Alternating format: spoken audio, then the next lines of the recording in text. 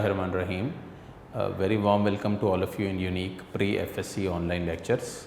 My name is Dr. Danial and I am the head of Department of Biology for unique group of institutions. Hopefully आप लोगों ने ये जो last lecture था मेरा animal और प्लांट सेल के हवाले से इसको गो थ्रू किया होगा। ये देखें किताब में ना ये डिफरेंसेस नहीं लिखे हुए इस तरह, किताब में जस्ट डायग्राम बनी हुई है, लेकिन बात ये है कि सिर्फ डायग्राम के ऊपर आप जो है वो इसको इवेलुएट और रेट नहीं कर सकते, आपको इसको प्रॉपर एक टेबुलेटेड वे के अंदर एक्सप्लेन करना चाहिए। अब हम बढ़ते हैं नेक्स्ट लॉन्ग क्वेश्चन की तरफ। वो लॉन्ग क्वेश्चन है differentiate between prokaryotic and eukaryotic cell.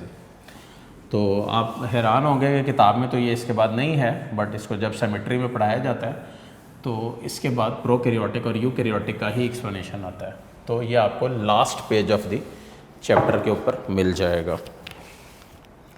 ठीक है बच्चों, तो वर्ड क्या है? प्रोकैरियोटिक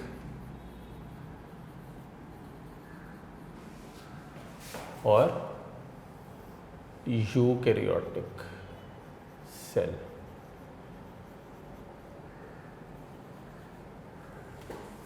अच्छा, अब सबसे पहले तो वर्ड मीनिंग कर लेते हैं। प्रो मीन्स बिफोर, तो ये प्रो का मतलब तो हो गया बिफोर। तो कैरियोटिक जो वर्ड है वो निकला कैरी ऑन से, और कैरी ऑन का मतलब होता है न्यूक्लियस। ठीक है, कैरी ऑन का वर्ड है न्यूक्लियस। तो ये before the discovery of nucleus या बिफोर द न्यूक्लियस जो सेल्स से उनको प्रोकैरियोट बोलते हैं।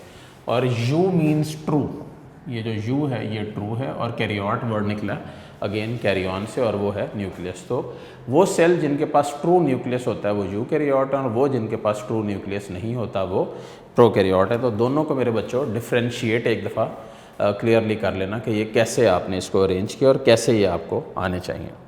अच्छा दोस्त, सबसे पहला पॉइंट तो यही हो गया ना, प्रोकैरियोट्स में नो वेल डिफाइंड न्यूक्लियस। तो that is the most important point कि इनमें प्रॉपर न्यूक्लियस मौजूद नहीं होता। यूकैरियोट्स में there is well defined nucleus जो यहाँ पे मौजूद है। तो ये बेटे पहला पॉइंट हो गया। सेकंड पॉइंट है प्रोकैरियोट्स में present no embryo, membrane bound organelle prokaryotes में नहीं होती, ना ही एग्जिस्ट करती है। तो इसको बहुत क्लियरली रखना अपने जहन में कि ये वो सेल्स हैं जो without embryo, membrane bound organelles हैं। और जो यूकैरियोट हैं, जो ट्रू कैरियोट्स हैं, दे हैव एम्ब्रियो। तमाम मेम्ब्रेन बाउंड ऑर्गेनेल्स जो हैं वो यूकैरियोटिक सेल्स के अंदर मौजूद होती हैं। ठीक हो गया, ये दो पॉइंट हो गए। थर्ड, इनका राइबोसोम प्रोकैरियोट्स का 70S है। ठीक है, 50 + 30 = 80 बनता है। 70 क्यों है ये भी बड़ी सोचने की बात है कि 50 और 30 को जमा करें तो 80 बनता है, यहाँ पे 70S के ऊपर बात कर रहे हैं। तो रीज़न उसकी ये है कि ये राइबोसोम नॉन मेम्ब्रेनस स्ट्रक्चर होते हैं, और जब भी इनको कंप्रेस किया जाता है तो ये एक दूसरे के साथ बहुत ज़्यादा कॉम्पैक्ट अरेंजमेंट के अंदर आ जाते हैं। तो ये आपके पास है इसका राइबोसोम। और अगर आप यूकैरियोट्स का राइबोसोम देखें तो वो है 80S, 60S + 40S। तो ये 100S की बजाय 80S क्यों है? अब इसका जवाब अभी मैंने आपको बताया, अब आपको आना चाहिए। 80S इसलिए क्योंकि यहाँ पे आप इसकी कॉम्पैक्ट अरेंजमेंट को जब फॉलो करेंगे तो आप इसको क्लियर कर देंगे। इनकी जो सेल वॉल है वो बनी हुई है पेप्टिडोग्लाइकन से। पेप्टिडोग्लाइकन दो वर्ड्स का मिक्सचर है, पेप्टाइड और ग्लाइकन। पेप्टाइड क्या होते हैं? अमाइनो एसिड्स, और ग्लाइकन क्या होता है? कार्बोहाइड्रेट्स जो यहाँ पे लिंकेज में मौजूद हैं। तो पेप्टिडोग्लाइकन से बनी हुई इसको बोलते हैं म्यूरीन। और अगर एंटायर सेल वॉल की बात करें तो ये भी साथ ही कर लें, एंटायर सेल वॉल को सेकुलस बोलते हैं। ठीक है, ये अच्छा एक शॉर्ट क्वेश्चन है कि what is sacculus. The entire cell wall of a bacterium is या a prokaryote is known as जो है वो सेकुलस। अच्छा, तो यहाँ पे जो सेल वॉल है यूकैरियोट्स में, वो ज़रा मैं आपकी नॉलेज के लिए डिफ्रेंशिएट कर दूँ यूकैरियोट्स में सेल वॉल प्लांट्स की किससे बनी हुई है? सेलुलोज से। फंजाई की किससे बनी हुई है? काइटिन से। और एनिमल्स में सेल वॉल होती ही नहीं है। तो ये दोनों चीज़ें आप यहाँ क्लियर कर लें। नेक्स्ट पॉइंट, यहाँ पे मीसोसोम्स मौजूद होते हैं, यहाँ पे मीसोसोम मौजूद नहीं होते। ठीक है। नेक्स्ट पॉइंट, यहाँ पे साइटोस्केलेटन स्कैटर्ड होता है, इर्रेगुलर मौजूद होता है, और यहाँ पे मुकम्मल प्रॉपर मौजूद होता है। ठीक है बेटे। इसके अलावा यहाँ पे माइटोसिस नहीं होती, माइटोसिस को क्रॉस कर दें, यहाँ पे माइटोसिस होती है, यहाँ पे बाइनरी फिशन होती है। वो क्या होती है? Binary fission. बाइनरी फिशन का मतलब होता है डिवीजन इनटू टू। तो इसका मतलब ये है कि ये डिवाइड कर सकते हैं टू में, लेकिन वो डिवाइड नहीं कर सकते। अब ये देखें इधर, ये आपके पास एक प्रोकैरियोटिक सेल है, ये इसके ऊपर इसकी एक आप समझ लो लेयर है जो जिसको आप कैप्सूल बोलते हो, और यहीं पे इसका ये इसका फ्लैजेला है जो इसकी मोटेलिटी को रिप्रेजेंट कर रहा है। मोटाइल है ये, लेकिन कुछ बैक्टीरिया नॉन मोटाइल भी होते हैं, इसलिए सब के ऊपर आप नहीं कर सकते हो। प्रोकैरियोट की पहले तो बताओ ग्रुप कौन से हैं जो इसमें आ जाते हैं? दो ग्रुप आ जाते हैं, एक बैक्टीरिया,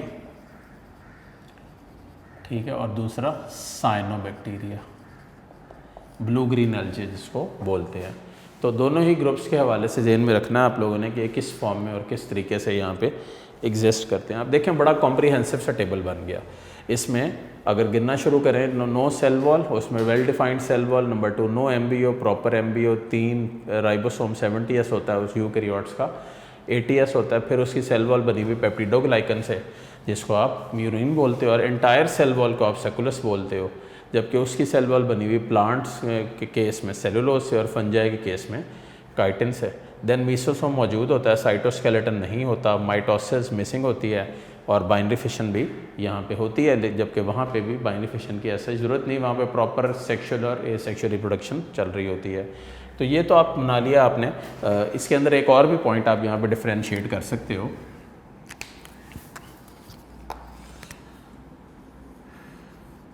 यहाँ पे ये इस तरह का सिंगल सर्कुलर क्रोमोसोम होता है, ठीक है, सिंगल सर्कुलर क्रोमोसोम मौजूद होता है without any nucleus.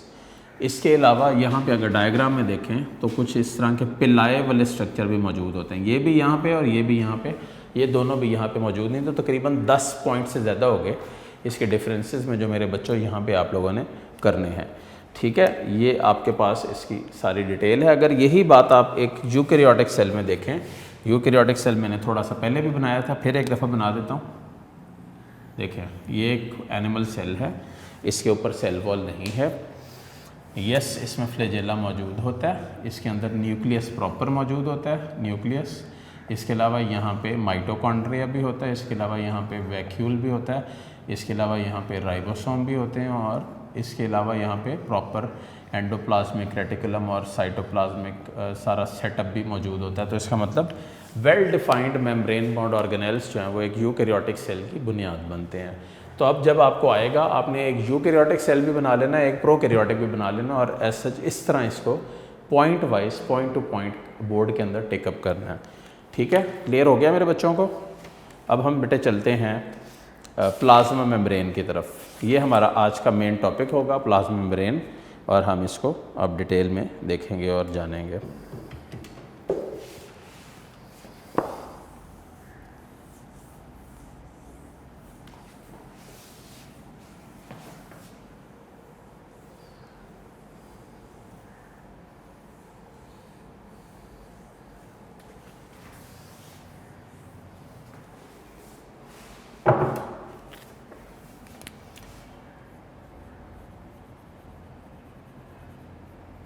Plasma membrane का दूसरा नाम है cell membrane.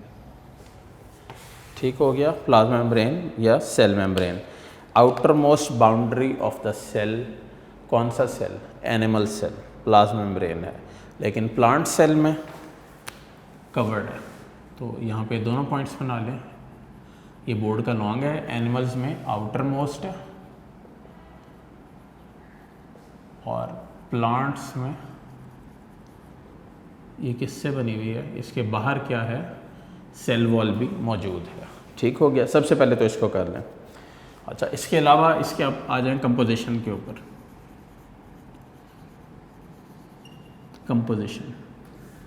Composition wise when you take it up, तो आप इसके कंपोजिशन में देखते हो कि यहाँ पे 60 to 80% प्रोटीन्स हैं,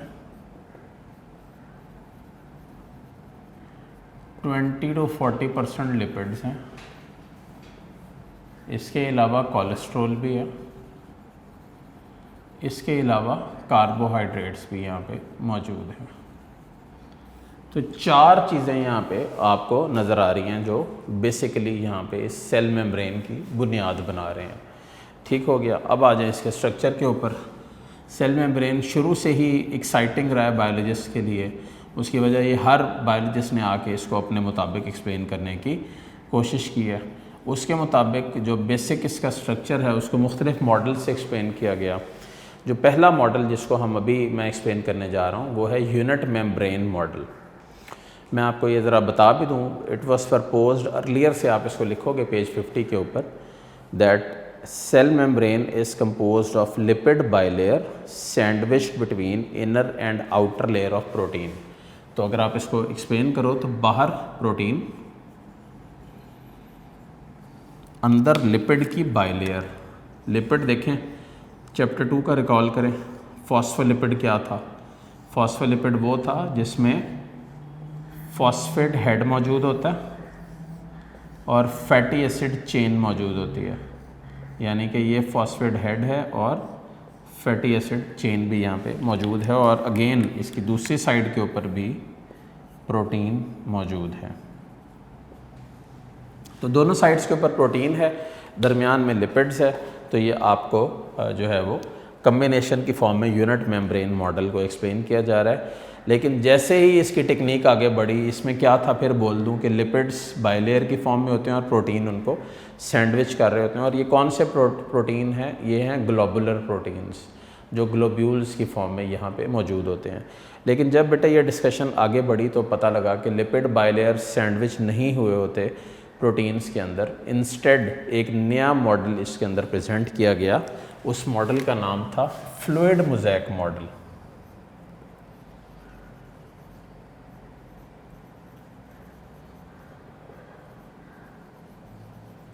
फ्लूइड मोज़ेक मॉडल।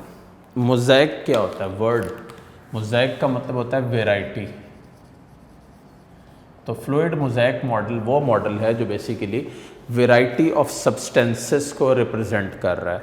अब ये क्या होता है, इसमें ये क्या एक्सप्लेन कर रहा है? देखें, according to the modern technology lipid bilayers are not sandwiched between 2 protein layer. यहाँ से आपने शुरू करना है।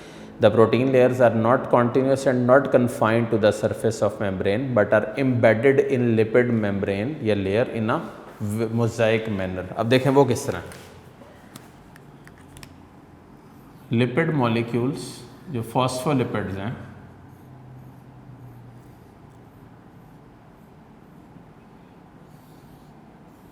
ये फॉस्फोलिपिड्स हैं, देख रहे हैं मेरे बच्चे सारे।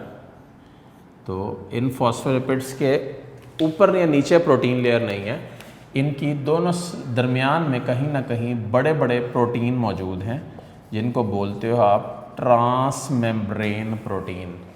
ट्रांस मेम्ब्रेन प्रोटीन वो होते हैं जो अक्रॉस द मेम्ब्रेन ट्रांसपोर्ट के लिए इस्तेमाल होते हैं। ठीक है, एक तो ये कर लो ट्रांस मेम्ब्रेन प्रोटीन।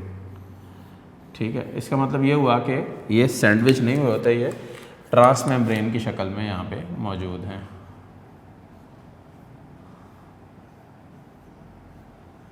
ठीक है, trans membrane protein across the membrane जो ट्रांसपोर्ट है उसके लिए इस्तेमाल होते हैं। इसके अलावा यहाँ पे कुछ जगहों पे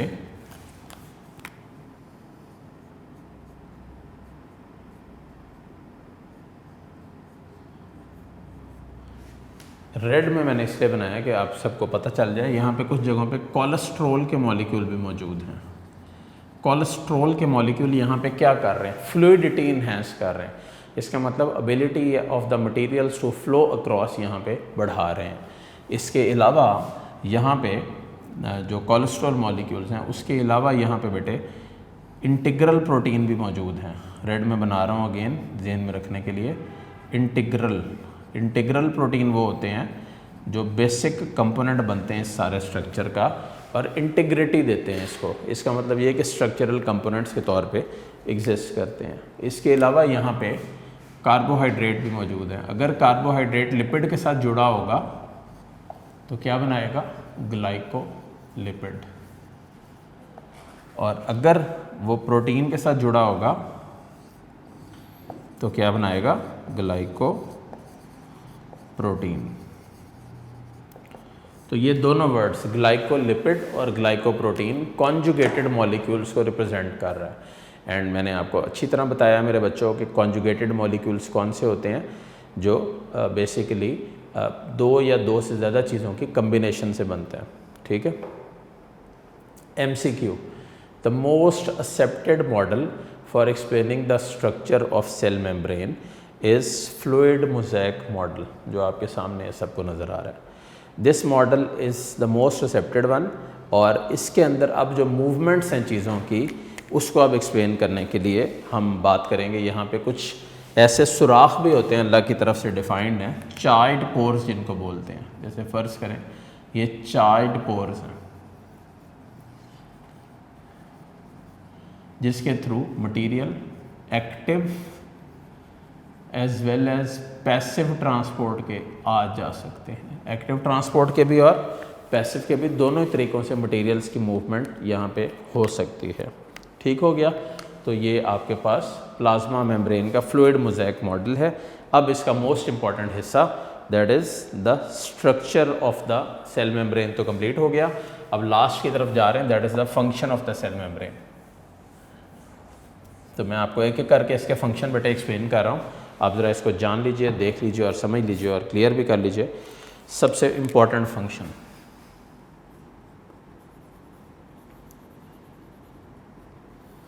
इज़ ट्रांसपोर्ट। तो सबसे पहले तो आप यहाँ पे लिखो कि सेल मेम्ब्रेन सेमी परमिएबल होता है। सेमी परमिएबल का क्या मतलब है? सिलेक्टिवली परमिएबल, जैसे कुछ चीज़ों को अपने में से गुजरने देता है जबकि बाकी सब चीज़ों को यहाँ से रोक लेता है। ये डिफरेंशियली परमिएबल या सिलेक्टिवली परमिएबल को भी ये वर्ड यूज़ करते हैं। अब वो सब्सटेंसेस ट्रांसपोर्ट के अंदर डिफरेंशिएट कर लें, वो सब्सटेंसेस जो लिपिड सॉल्युबल हैं, lipid soluble substances cross it very easily, बहुत तेज़ी से वो क्रॉस कर जाती हैं। कौन सी? जो लिपिड सॉल्युबल होती हैं। फिर आइंस क्या क्रॉस कर सकते हैं easily? Answer is no. Ions have definitely charges होते हैं उनके ऊपर, so they have difficulty in crossing. ठीक है। इसके अलावा water, glucose, small gas molecule, water, glucose, small gas molecule क्या क्रॉस कर जाते हैं? Yes, they can easily cross through and move through. तो ये भी आपने यहाँ पे इसको भी क्लियर कर लेना है। ठीक है। कुछ ऐसी सब्सटेंसेस हैं जो अनवांटेड होती हैं, जिनको आप हेडिंग बना सकते हो अनवांटेड सब्सटेंसेस, जो कॉन्स्टेंटली यहाँ पे एंटर होती रहती हैं।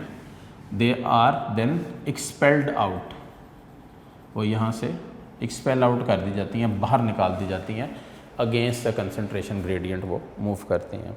ठीक हो गया। अच्छा, ये अनवांटेड सब्सटेंसेस के हवाले से। इसके अलावा कुछ ऐसे मॉलिक्यूल्स हैं जिनको एनर्जी ATP चाहिए होता है, तो आइंस को आम तौर पे क्रॉस अप नहीं होते, तो इनको क्रॉस करने के लिए ATP की ज़रूरत पड़ती है। तो ATP एक्टिव ट्रांसपोर्ट को रिप्रेजेंट कर रहा है, और एक्टिव ट्रांसपोर्ट हमेशा एनर्जी डिपेंडेंट होता है। ये भी याद रखिएगा कि दो तरह के ट्रांसपोर्ट हैं। ये सब मॉलिक्यूल्स जो मूव कर रहे हैं ये पैसिव ट्रांसपोर्ट के थ्रू कर रहे हैं।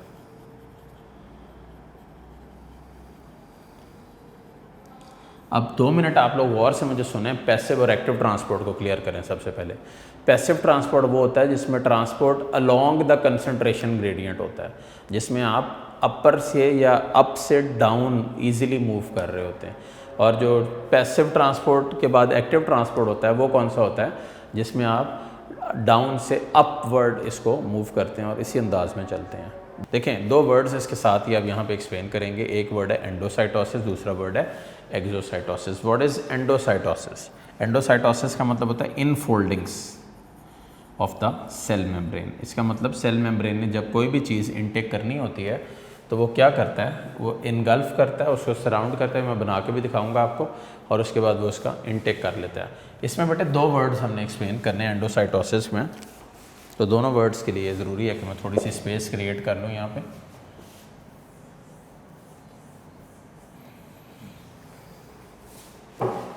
एक वर्ड है फेगोसाइटोसिस और सेकंड वर्ड है पिनोसाइटोसिस। फेगोसाइटोसिस क्या होता है? The intake of solid material, और पिनोसाइटोसिस क्या होता है? The intake of fluid material.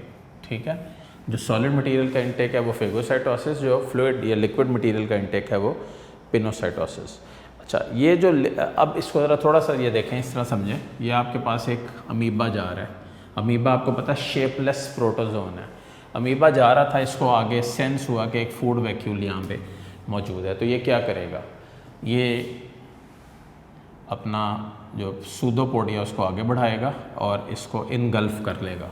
Engulf करने के बाद फिर वो इसको मज़ीद जो है वो डाइजेस्ट कर लेगा, ख़त्म कर लेगा, और फिर ये बिल्कुल भी यहाँ पे विजिबल नहीं होगा। इसका मतलब ये कि इसको प्रॉपर्ली इनगल्फ करने के बाद डाइजेस्ट कर दिया गया, वो इसका हिस्सा बन गया। ये है एंडोसाइटोसिस का तरीका। अगर सॉलिड मटेरियल की एंडोसाइटोसिस है तो फेगोसाइटोसिस, और अगर लिक्विड किया तो पिनोसाइटोसिस। ठीक है बेटे, इसको जहन में मेरे बच्चों ने रखना है और क्लियरली याद भी करना है कि ये कैसे है और किस वे में लिखा हुआ है। अच्छा, ये तो हो गया ये आपके हवाले पास ना प्लाज्मा मेम्ब्रेन या सेल मेम्ब्रेन के हवाले से और फ्लूइड मोज़ेक मॉडल और उसकी डिटेल्स। लास्ट फंक्शन है इसका ट्रांसमिशन ऑफ नर्व इम्पल्स। अब ये क्या होता है transmission of nerve impulse? Nerve impulse है क्या, थोड़ा सा एक्सप्लेन करूँ यहाँ पे।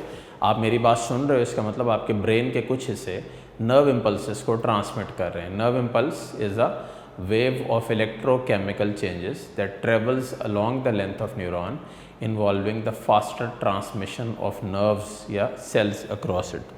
तो नर्व इम्पल्स की ट्रांसमिशन के अंदर भी अगेन ये इन्वॉल्व है, और इस तरह ये बॉडी की जो मेन कोऑर्डिनेशन है उसको हर लिहाज से मेंटेन भी करता है, उसको साथ लेकर भी चलता है, और इस लिहाज से बिल्कुल फ़ाइन तरीके से एक प्रॉपर अंदाज से चल रहा होता है। होपफुली आपको ये लॉन्ग क्वेश्चन मुकम्मल क्लियर हुआ होगा और आपने इसको सारे को गो थ्रू किया होगा। अब हम बढ़ रहे हैं एक छोटे से शॉर्ट क्वेश्चन की तरफ जो बुक में ज़्यादा डिटेल्स में तो नहीं है। उसका नाम है सेल वॉल और उससे रिलेटेड डिटेल्स। तो इस सारे के अंदर ये जो चार्ट है ये सबसे इम्पॉर्टेंट है। इस चार्ट को ज़रूर गो थ्रू करिएगा, इसको क्लियर कीजिएगा, समझिएगा और एक दफ़ा प्रॉपरली तैयार कर लीजिएगा। तो अब इसको हम शुरू करते हैं with regards to cell wall.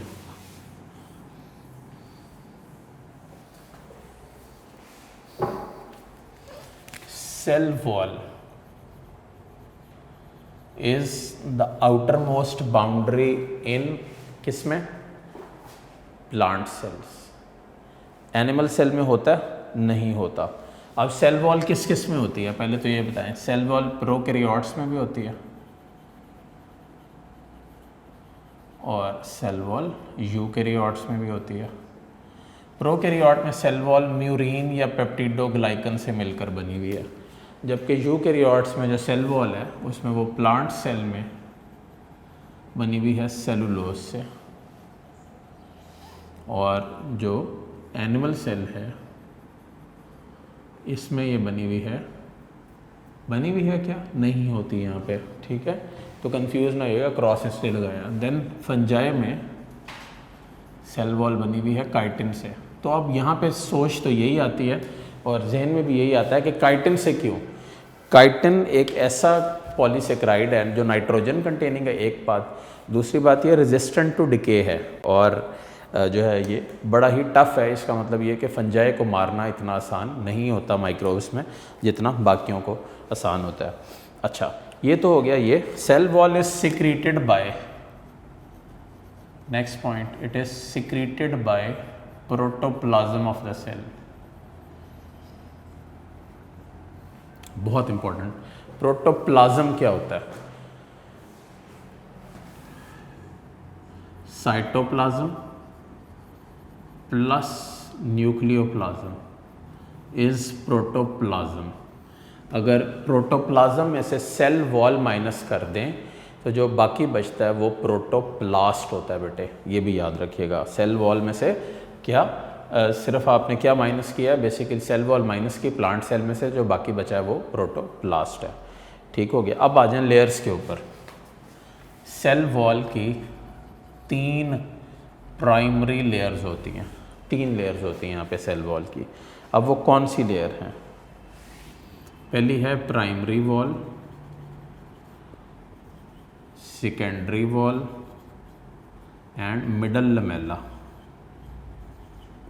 ठीक है, 3 चीज़ें हैं यहाँ पे, primary wall, secondary wall and middle Lamela. अच्छा, ये प्राइमरी वॉल के ऊपर एक, मिडल लमेला के ऊपर एक एमसीक्यू सबसे पहले लिखा हुआ है पेज 51 की लास्ट लाइन पे।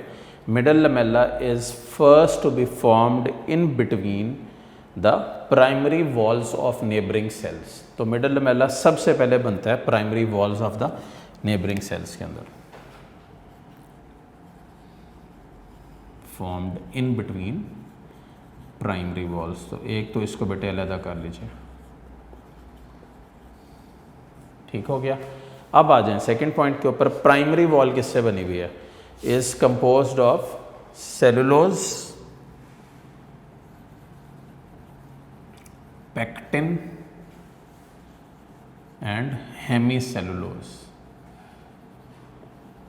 ठीक है, इन 3 चीज़ों से मिक्सचर की फॉर्म में ये एग्जिस्ट करती हैं, तो ये बनाती हैं आपके पास प्राइमरी वॉल। एमसीक्यू इसमें से कॉमन पूछा जाता है, which of the following is a true wall out of these and develops into newly growing cells. तो आंसर क्या होगा? जो न्यूली ग्रोइंग सेल्स में डेवलप कर रही है वो प्राइमरी वॉल है, वो प्राइमरी है। अच्छा, सेलुलोज मॉलिक्यूल यहाँ पे क्रिस क्रॉस अरेंजमेंट में होते हैं, क्रिस क्रॉस अरेंजमेंट। ये क्या होता है? ये देखें, ऐसे और ऐसे।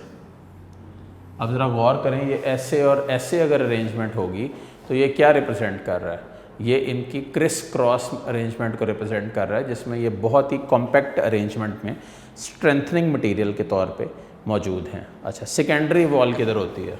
Next MCQ. एक तो रिजिड होती है और दूसरा इनर साइड के ऊपर होती है ऑफ द प्राइमरी वॉल। ठीक है, इनर साइड पे होती है और रिजिड होती है। अच्छा, secondary wall is composed of, इसकी मैं कंपोजिशन आपको लिख दूं, inorganic salts, silica, waxes, cutin. Cutin क्या होता है? थिक वैक्सी लिपोप्रोटीन लेयर होती है जो बेसिकली प्रोटेक्टिव होती है और ये सारे मटेरियल्स को डिके से बचाती है और यही इसका स्ट्रेंथनिंग मटेरियल होता है। ठीक है, और प्रोकैरियोटिक सेल वॉल में सेलुलोज नहीं होता और उसका स्ट्रेंथनिंग मटेरियल कौन है? पेप्टिडोग्लाइकन। जबकि फंगल सेल वॉल मैंने ऊपर ही लिख दिया, इट कंटेन्स काइटिन। और काइटिन क्यों होता है इसमें? क्योंकि ये रेजिस्टेंट टू डिके है। अच्छा, अब आ जाएं इसके फंक्शंस के ऊपर।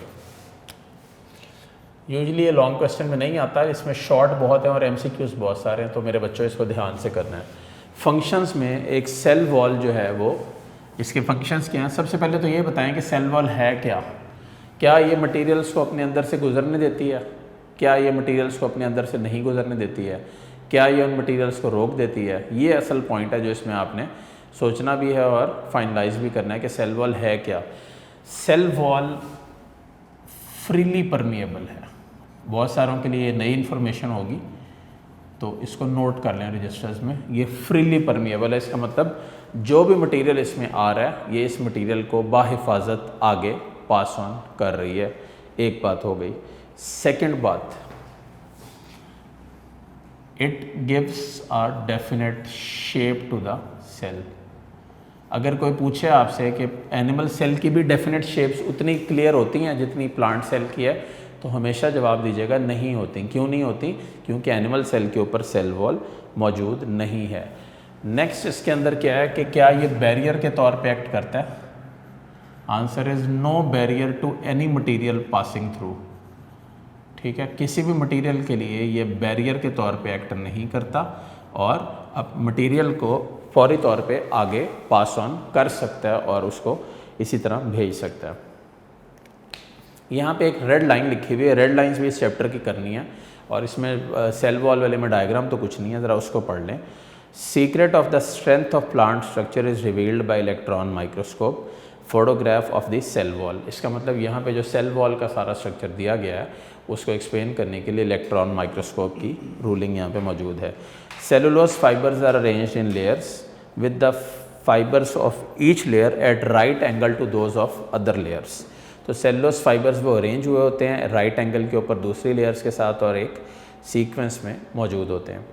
अच्छा, इसके बाद आपके पास जो है वो इसकी सारी डिटेलिंग आपने कर ली। इसके बाद आपके पास जो नेक्स्ट टॉपिक है वो इंशाल्लाह नेक्स्ट टाइम टेकअप करेंगे। एक दफ़ा फिर रिवाइज कर दूँ, रिव्यू कर दूँ आज हमने क्या पढ़ा चैप्टर 4 का।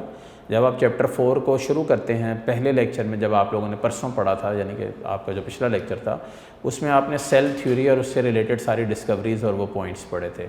उसके बाद अब आप पहुंच गए थे फिर एनिमल और प्लांट सेल के डिफरेंसेस के ऊपर। एनिमल और प्लांट सेल के डिफरेंसेस के बाद मेरे बच्चों आपने शुरू किया था प्रोकैरियोट और यूकैरियोटिक सेल का डिफरेंस। तो उसको अच्छी तरह करना है और जिस तरह मैंने टेबल की फॉर्म में करवाया उसी अंदाज में अरेंज करके करिएगा। उसके बाद आप पहुंच गए जो है वो प्लाज्मा मेम्ब्रेन या सेल मेम्ब्रेन की तरफ। उसका मुकम्मल topic with the description with the detail हर चीज़ आपने क्लियरली उसकी कर लेनी है। एंड देन हमने लास्ट टॉपिक उसके बाद किया प्लाज्मा मेम्ब्रेन या सेल मेम्ब्रेन। वो बोर्ड का एक लॉन्ग क्वेश्चन है, उसको अच्छी तरह कीजिएगा। एंड फाइनली उसके बाद हम सेल वॉल के ऊपर हैं। सेल वॉल प्रोकैरियोट्स में भी होती है, सेल वॉल यूकैरियोट्स में भी होती है। इसको सेक्रीट प्रोटोप्लाज्म करता है। इसमें आपको प्रोटोप्लाज्म भी पता होना चाहिए क्या होता है और प्रोटोप्लास्ट भी पता होना चाहिए क्या होता है। देन इसकी लेयरिंग है, primary wall, secondary wall, middle Lamela और फिर इसके फंक्शंस हैं। होपफुली आप सब ने इसको अच्छी तरह सुना होगा, गो थ्रू किया होगा। इंशाल्लाह नेक्स्ट लेक्चर में फिर मुलाकात होगी। कोशिश कीजिएगा साथ साथ टॉपिक्स को तैयार करें। Wish you good luck for it. अल्लाह हाफिज़।